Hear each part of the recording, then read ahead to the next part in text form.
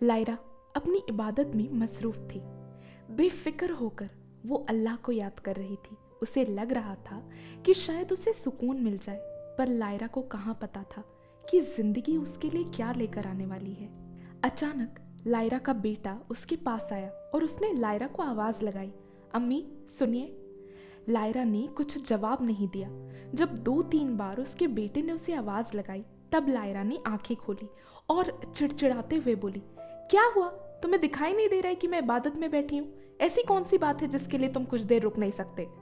Lyra के बेटे की आंख से आंसू बहने लगे।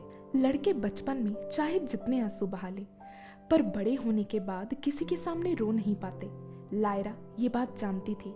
अपने बेटे को रोता हुआ देख वो उठी और घबराती हुई पूछने लगी, क्या हुआ? तुम रो क्यों रहे हो?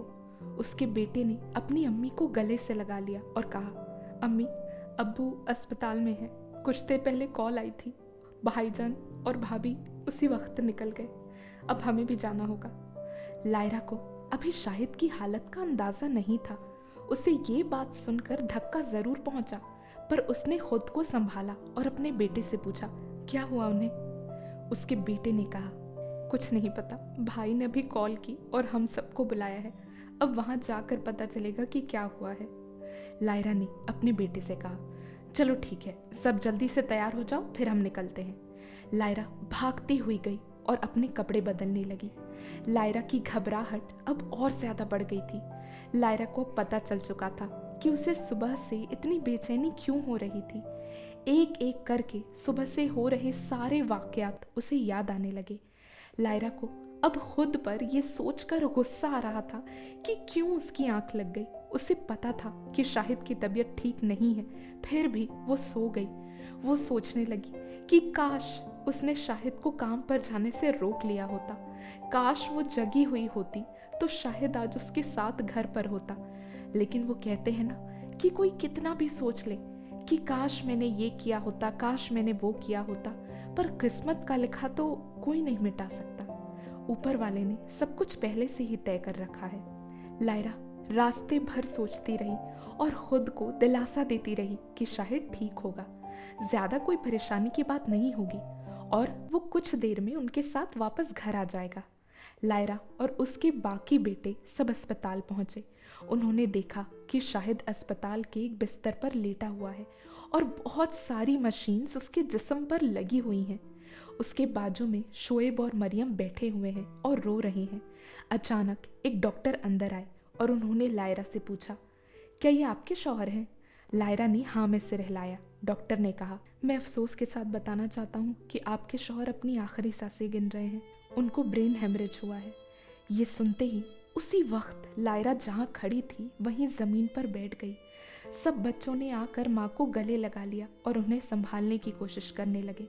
सबकी आंखों से आंसू बह रहे थे और उस कमरे में बस सिसकियों की आवाज गूंज रही थी। शाहिद को उस दिन के पहले तक कभी एक सुई तक नहीं लगी थी। ब्लड प्रेशर और डिप्रेशन की बीमारी की वजह से वो दवाइयाँ खाता रहता था, पर कभी अस्पताल में रुका नहीं था। वो आज बिस्तर में लेटा हुआ था और बहुत से मशीन उस पर लगे हुए थे। न उसके हाथ हिल रहे थे न पाँव। उसकी आंखें बंद थी और न ही वो कुछ बोल रहा था। लायरा एक हिम्मत वाली औरत थी। उसे पता था कि वो कमज़ोर नहीं पड़ सकती और उसे ही अपने परिवार को संभालना है। लायरा का मन हो रहा था कि वो जाए और शाहिद के पास जाकर उसका हाथ थामे बैठी रहे, पर उसने हिम्मत दिखाई और डॉक्टर से बात करने गई।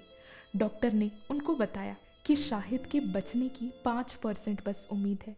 अब लायरा और उसके घर वालों को तय करना है कि वो क्या करना चाहते हैं। इसमें सोचने वाली बात कोई तो थी ही नहीं। लायरा बिना कोशिश किए अपने शौहर को, अपनी मोहब्बत को ऐसे जाने नहीं दे सकती थी। लायरा ने डॉक्टर से कहा कि वो लोग उन्हें जिंदा रखना चाहते हैं। शाहिद कोमा में जा चुका था। 1-2 दिन के अंदर बहुत से लोग शाहिद को देखने और लायरा और उसके परिवार वालों को दिलासा देने आ चुके थे। लायरा के बेटे के दोस्त भी सारे वहां आ पहुंचे थे। उनमें से कुछ दोस्तों ने शाहिद को खून भी दिया। शाहिद लायरा के पुराने दफ्तर की सहेलियों को ही गाड़ी पर लाने ले जाने का काम करता था। वो लोग ही शाहिद को अस्पताल लेकर आए थे। उन लोगों ने लायरा को सारी बातें बताई। उन्होंने बताया कि शाहिद उन्हें दफ्तर से वापस ला रहा था अपनी गाड़ी में कि अचानक शाहिद को चक्कर आने लगे। शाहिद ने गाड़ी रोकी और उनको बताया कि उसे चक्कर आ रहा है। उन्होंने शाहिद को पानी पिलाया और उसके सर पर भी पानी की छींटें मारी, पर अचानक शाहिद वहाँ पर बेहोश हो गया और फिर वो लोग उसे अस्पताल लेकर आ गए। 1 महीने तक शाहिद को उसी अस्पताल में रखा गया। लायरा और उसके परिवार के लिए ये बड़े ही मुश्किल दिन थे। जिस अस्पताल में शाहिद को रखा गया था वो एक बहुत बड़ा अस्पताल था। उस अस्पताल का खर्चा बहुत ज़्यादा था। लायरा की और उसके 2 बेटे जो नौकरी कर रहे थे, उनकी आधे से ज़्यादा कमाई उस अस्पताल के खर्चे में जा रही थी। अस्पताल का बिल लाखों में आ रहा था। लायरा ने उसी दौरान अपने एक बेटे को दुबई भेज दिया कमाने के लिए। वो भी दुबई से इन्हें पैसे भेजा करता। 1 महीने बाद लायरा ने सोचा कि वो शाहिद को घर ले आएगी और वहीं पे उसकी देखरेख की जाएगी। लायरा ने डॉक्टर से बात की। डॉक्टर ने इस शर्त पर शाहिद को ले जाने की इजाज़त दी कि घर में वो लोग नर्स भी रखेंगे। लायरा इस बात के लिए राज़ी हो गई। 1 महीने बाद शाहिद को घर लाया गया। लायरा ने अपने घर के नीचे वाले माले पर एक घर किराए से ले लिया और वहीं शाहिद को रखा गया। उस कमरे को पूरा अस्पताल बनाया गया। मशीनें लगाई गई, ऑक्सीजन वाला सिलेंडर रखा गया और नर्सेस भी 24 घंटे शाहिद के साथ रहती। एक नर्स जाती तो दूसरी आती। इस तरह सब ने मिलकर जान लगा दी शाहिद की देखरेख करने में। सब अपने अल्लाह ताला से दुआ करते कि किसी तरह वो शाहिद को शफा दे। लायरा उम्मीद छोड़ने वालों में से नहीं थी।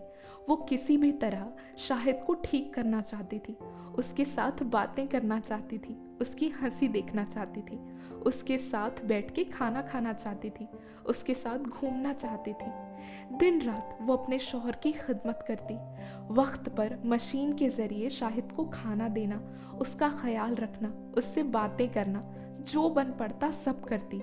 रात को नर्स की ड्यूटी होती, पर लायरा को पता था कि कभी कभी नर्स की आंख लग जाती है, तो वो जाकर रात को शाहिद के पास बैठी रहती। रात भर सोती नहीं वो, कभी आंख भी लग जाए तो शाहिद के करीब ही रहती और दिन में जितना वक्त मिलता तब थोड़ा बहुत सो जाया करती। शाहिद को कोमा में गए 4 महीने हो चुके थे। इस बीच लायरा को एक आंख में परेशानी होने लगी, उसकी नज़र कमज़ोर होने लगी। उसके बेटों ने उसे अस्पताल चलने को कहा। एक बेटे ने बताया कि ऐसा लगता है जैसे लायरा की आंख में मोतियाबिंद हो गया हो। लायरा ने अस्पताल जाने से इनकार कर दिया, पर कुछ वक्त बाद लायरा को खुद परेशानी होने लगी। बच्चे भी उसे अस्पताल जाने का बार बार कहने लगे। लायरा ने एक डॉक्टर की अपॉइंटमेंट ली। 2 बार अपॉइंटमेंट खारिज हो गई। तीसरी बार में लायरा को अपॉइंटमेंट मिली। डॉक्टर के पास जाने का दिन था। लायरा अपने बेटे के साथ अस्पताल गई। वो डॉक्टर के पास गई और अपनी आंख दिखाई। डॉक्टर ने जैसे ही लायरा की आंख में एक दवाई डाली, अचानक लायरा को दर्द हुआ और उसकी एक आंख की रोशनी चली गई। तो दोस्तों, आपको क्या लगता है, एक आंख की रोशनी जाने का असर लायरा की ज़िंदगी में क्या पड़ेगा? अपने अपने थॉट्स कमेंट बॉक्स में लिखकर ज़रूर बताइएगा। अगर आपको इसके आगे का चैप्टर चाहिए तो भी कमेंट बॉक्स में लिखकर ज़रूर बताइएगा। अगर कहानी इंटरेस्टिंग लग रही है तो वीडियो को लाइक करें, शेयर करें और ऐसे ही इंटरेस्टिंग चैप्टर्स पाने के लिए हमारे चैनल को सब्सक्राइब करें और बेल आइकन क्लिक करें। Thank you.